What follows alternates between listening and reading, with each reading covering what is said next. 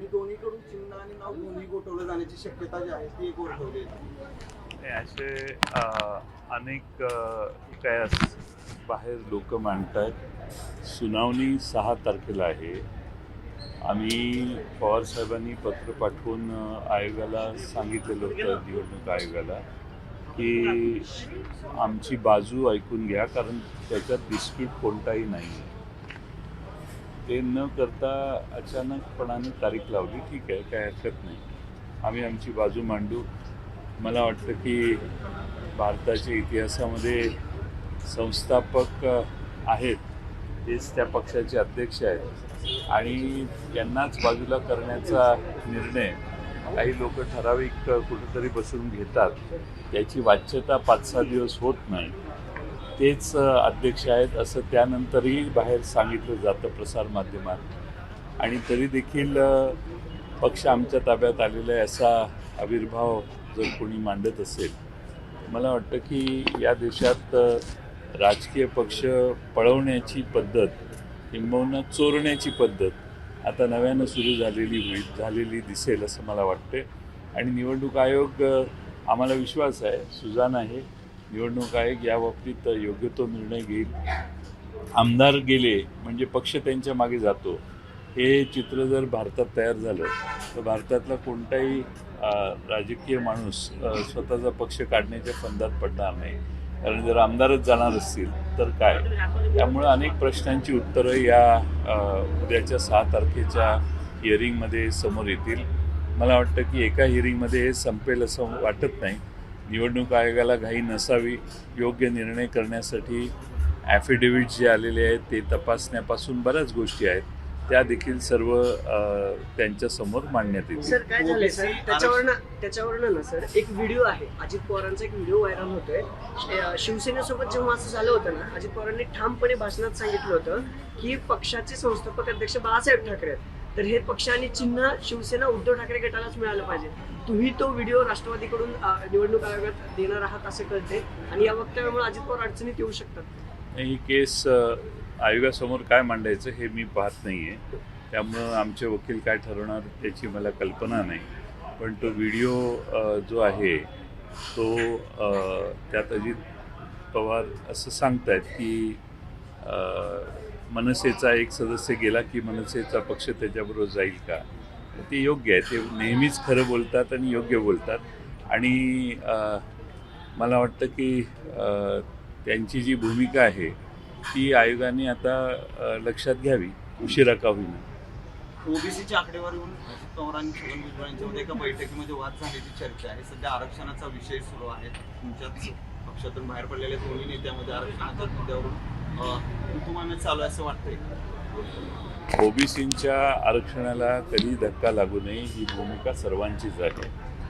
आता मंत्रालयामध्ये ओबीसींच्या जागा भरताना काही पदं रिक्त असतील किंवा ओबीसींना त्यांना मिळालेल्या आरक्षणाप्रमाणे जागा मिळालेल्या नसतील, अशी जर बाजू मांडण्यात आली असेल तर ती तपासावी. ओबीसींच्यावर हे सरकार अन्याय करतंय असं वातावरण त्यामुळे निर्माण झालेलं आहे आणि या सरकारने ओबीसींच्यावर अन्याय करू नये अशी भूमिका त्या वादातनं पुढं, म्हणजे जी काही चर्चा झाली, वाद झाला असं मला माहीत नाही, पण जी काही चर्चा झाली त्यात ओबीसींची संख्या मंत्रालयात जर कमी असेल तर ती पूर्ण भरावी असं मलाही वाटतंय. सर्वेक्षण व्हायला पाहिजे असं, सर्वेक्षण व्हायला पाहिजे, जातनिहाय सर्वेक्षण व्हायला पाहिजे हे तर आमची मुळात मागणीच आहे. ही भारतीय जनता पक्ष करत नाही. आणि प्रशासनातील ह्या ज्या मंत्रालयातल्या विषयावरून जो चाललाय मुद्दा, यासाठी आग्रह धरला जातोय किंवा मंत्रालयामध्ये किती लोक ओबीसी आहेत आणि किती इतर आहेत या अनुषंगाने ज्याच्यावरनं वाद झाला. असं आहे की ओबीसींच्यावर अन्याय होतोय अशी भावना निर्माण झालेली दिसते आणि आहे ती. आणि त्यामुळं ओबीसींचे सगळे नेते आज त्या दृष्टीनं काही मागण्या करत आहेत. मंत्रालयातल्या संवर्गामध्ये जर संख्या कमी असेल तर त्याची भरपाई करण्यासाठी आवश्यक ती पावलं सरकारने टाकली पाहिजेत, जर भुजबळ साहेब म्हणतात ते खरं असेल तर. जळगाव जिल्हाधिकाऱ्यांनी भाजपचे 6 ते 7 आमदारांची नावं काढली, विद्यमान आमदार जे खासदारकीला संधी देणार आहेत. महाजन असतील, मुनगंटीवार असतील.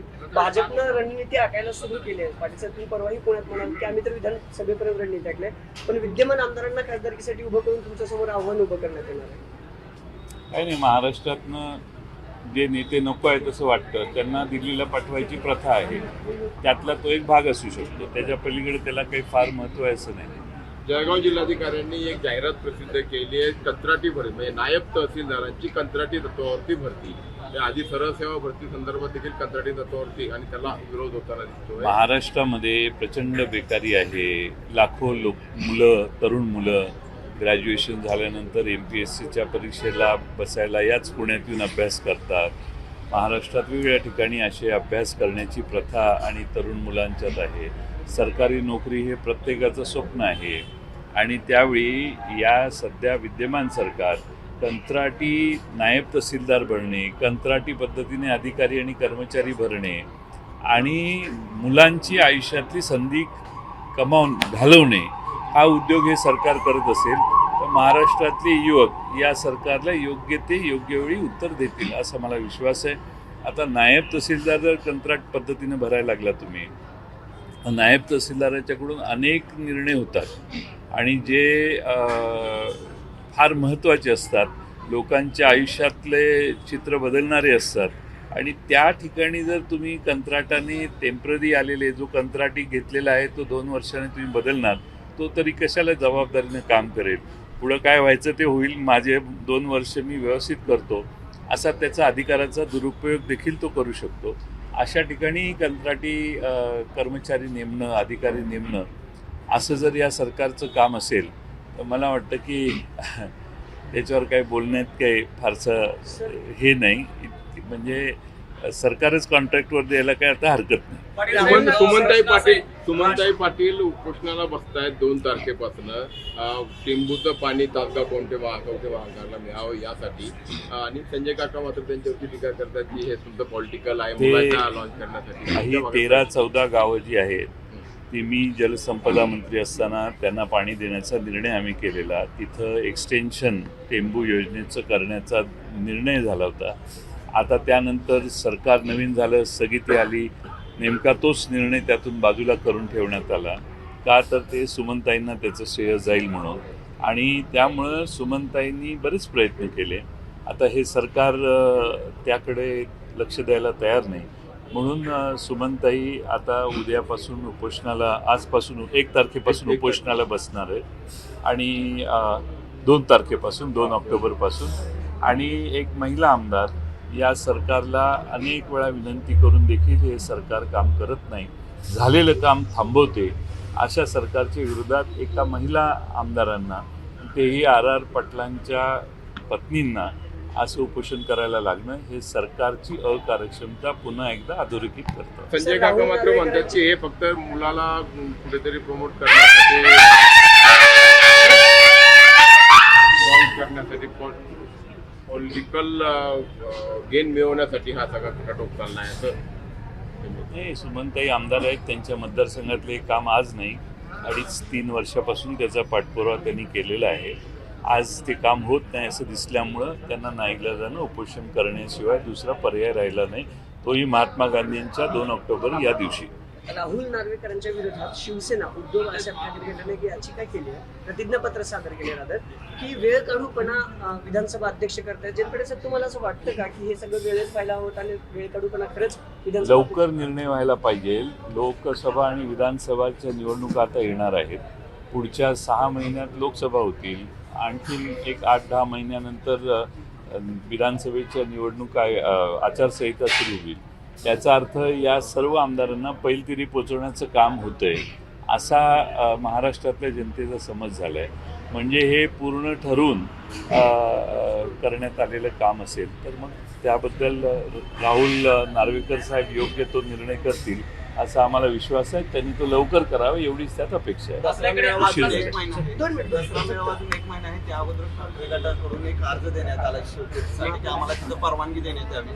परत एकदा दसरा मेळाव्यात मैदानासाठी त्यांना मिळालं पाहिजे. त्यांचं तो परंपरेने बाळासाहेब ठाकरे आणि त्यानंतर उद्धव ठाकरे हे अनेक वर्ष त्या ठिकाणाहून महाराष्ट्रातल्या त्यांच्या विचाराच्या लोकांना मार्गदर्शन करत असतात.